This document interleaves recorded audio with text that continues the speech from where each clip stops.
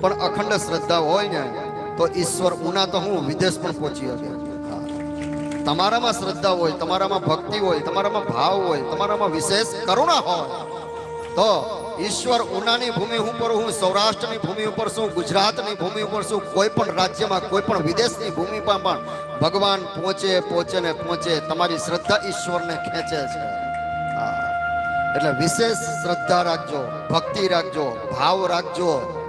માણસ ઉપર શ્રદ્ધા નહીં રાખતા, મનુષ્ય ઉપર ભાવ નહીં રાખતા, મનુષ્ય ઉપર શ્રદ્ધા નહીં રાખતા. ભરોસો રાખો તો ભગવાન ઉપર ભરોસો રાખજો મારો બાપ.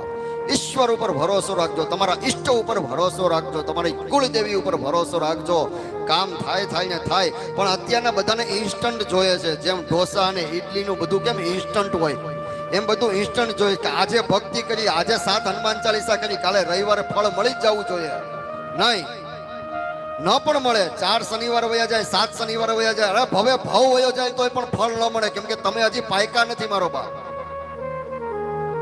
તમારો આંબો હજી નાનો છે. એમાં બધા ભગવાન એમાં બધું ખાતર નાખે છે, એનું ધ્યાન રાખે છે. એ આંબો ધીમે ધીમે ધીમે ધીમે કરતો મોટો થાય અને એ મોટો આંબો થાય પછી કેરી આવે, પછી પાકે અને પછી કેરીનો સ્વાદ મળે આપણને.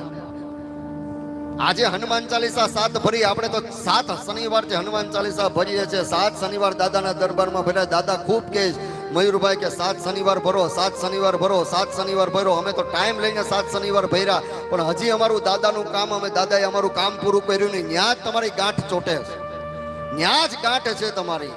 અરે દાદા કામ કરે કે ન કરે, પણ બાપ તારે જેટલી પરીક્ષા લેવી હોય એટલી લેજે. દર શનિવાર મારો સમય તારા માટે રહે એવું કયો તો ઈશ્વર તમારી ભેળે થાય, ઈશ્વર તમારી હારે આવે, ઈશ્વર તમારું કામ કરે. તમને ગોતતા આવે કે મારો ગોઠી, મારો ભક્ત દુખી છે, એનું કામ મારે કરવું જોઈએ. આ કળિયુગમાં મારો ગોઠી ગાંઠીએ ચડ્યો છે તો મારે એની ગાંઠને ખોલવી પડે. ઈશ્વરની જવાબદારી આવે ત્યારે. ક્યારે આવે કે તમે દર શનિવારનો થોડોક સમય એને આપ્યો હોય ત્યારે. ભગવાનને થોડોક સમય આપતા જાઓ મારો બાપ.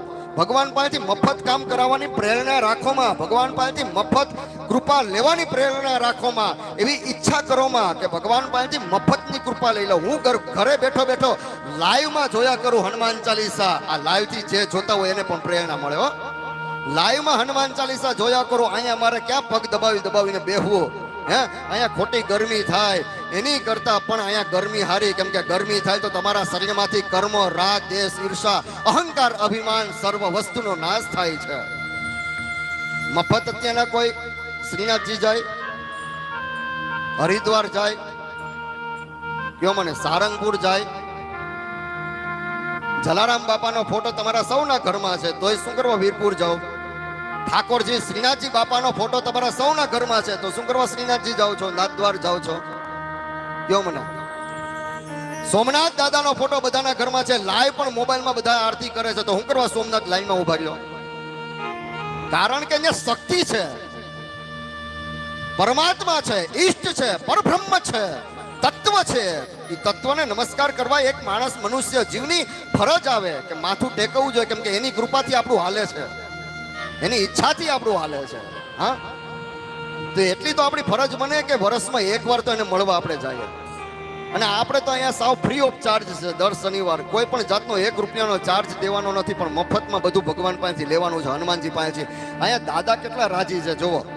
ચાલુ હનુમાન ચાલીસા ખેતલિયા દાદા ઉપરથી, રામ ભગવાન ઉપરથી, મહાકાલ ઉપરથી, હનુમાનજી મહારાજ ઉપરથી ફૂલ પડતા હોય. પણ મને તો એમ લાગે છે કે આ કળિયુગમાં ભગવાનને આમંત્રણ દેવું સહેલું છે, પણ મનુષ્ય જીવને આમંત્રણ દેવું અઘરું છે. ભગવાનને મળવું બહુ હેલું, પણ મનુષ્યને મળવું બહુ અઘરું થઈ જાય જીવનમાં. યાદ રાખજો, માણસ પ્રતિષ્ઠિત વ્યક્તિને મળવા માટે લાઈન લાગશે ત્યારે ઠાકોરજી નવરો બેઠો છે. ભગવાન નવરો હશે મંદિરમાં, ભગવાનને કાંઈ પડી નથી, હું તું તારે ફ્રી છું, તું તારે આવતો રહે. પણ પ્રતિષ્ઠિત વ્યક્તિને મળવા માટે લાઈન લાગી હશે. એ બી મળે તો પાછા, નકર ના પણ પાડી દે કે નથી મળવું. પણ ઠાકોર ના પાડે તને ન પાડે, ભગવાન કોઈ દિવસ ના ન પાડે મારો બાપ. આજે ઈ કેટલો રાજી છે. ઈ મને તો ઈ લાગે છે કે ઈ આપણા કરતા તો ઈ શનિવારની રાહ જોઈને બેઠા છે કે ક્યારે શનિવાર આવે ને અમે જાય. એટલે મારો બાપ, સમય છે, પાકવાનો સમય છે. આપણે કાચું રહેવું નથી, પાકી જવું. અને એ પાકવા માટે આપણે આ પરમાત્મા ઈષ્ટદેવની જરૂર છે, પરમેશ્વરની જરૂર છે. ભગવાન શું ન કરે? ધાર્યું હોય ઈ પણ ભગવાન કરે. તમારામાં તાકાત હોવી જોઈએ ભજનની, તમારામાં તાકાત હોવી જોઈએ ભક્તિની. હા, મીરાબાઈએ ખાલી સાજ વગાડે, ખાલી બેઠા બેઠા સાજ વગાડે ને ઠાકોર બ્રહ્માંડમાંથી દોડતો આવે. નરસિંહ મહેતા સાજ વગાડે ને ઈશ્વર દોડતો આવે. શું કરવા આવે? ત્યારે ક્યાં આવી માઇકની સિસ્ટમ હતી? હે, નરસિંહ મહેતા ચોકારે બેહીને ખાલી ગાતા હોય કરતાલ લઈને, અને ભગવાન નાચતો આવે. ભગવાન એનું કામ કરી દે. એ હજી તમને બધાને નથી ખબર? ઈશ્વર છે જ યાર. શ્રદ્ધા રાખો, તમારી શ્રદ્ધાને ડગવા દો માં યાર. જો શ્રદ્ધા ડગી ગઈ તો સમજી લેવાનું કે આપણી નૈયા છે ને એ હલમલવા માંડશે.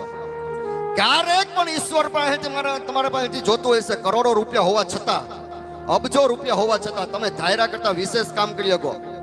આજ રાતના 12 વાગે તમને યાદ આવ્યું કે કાલે મારે ફોર્ચ્યુનર લેવી, તમે લઈ શકો હવાની પોરમાં એક ધડાકે. હાલે ભાઈ 35 લાખ રૂપિયા રોકડા ફોર્ચ્યુનર કાર. એટલી તમારામાં આવડત હોય. મર્સિડી ઉતારી શકો એટલી તાકાત હોય, એટલો રૂપિયો હોય. તે એમ નહીં સમજી લેતા કે ઈશ્વરની જરૂર નથી પડતી. ઈશ્વરની જરૂર પડશે જ મારો બાપ. આ રિલાયન્સ વાળા ગાંડા નથી ગયા. અંબાણી પરિવાર કે ઠાકોરને એટલું માને છે, ભગવાનને એટલું માને છે, ગણેશજીને એટલું માને છે. હે, બાકી તો સેકન્ડોમાં અબજો કમાય. સેકન્ડમાં 1 સેકન્ડનો કાંટો ફરે ને અબજ પડી જાય.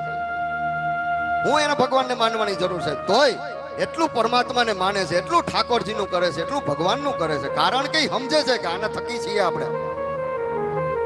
એટલે મારો કહેવાનો તાત્પર્ય એ છે હવ ગોઠીઓને, બધા ગોઠીઓને, કે શ્રદ્ધા રાખજો બાપ. તમારી શ્રદ્ધામાં ક્યારેક ઉણપ ન આવી જાય. તમારી શ્રદ્ધાની ગાડીમાં, તમારા શ્રદ્ધાની વ્હીલમાં, તમારા શ્રદ્ધાના ગાડીના ટાયરમાં કોઈ કાંટો આવીને લાગી ન જાય અને એ ટાયરની હવા ન નીકળી જાય, એની કાળજી આપણે રાખવાની છે.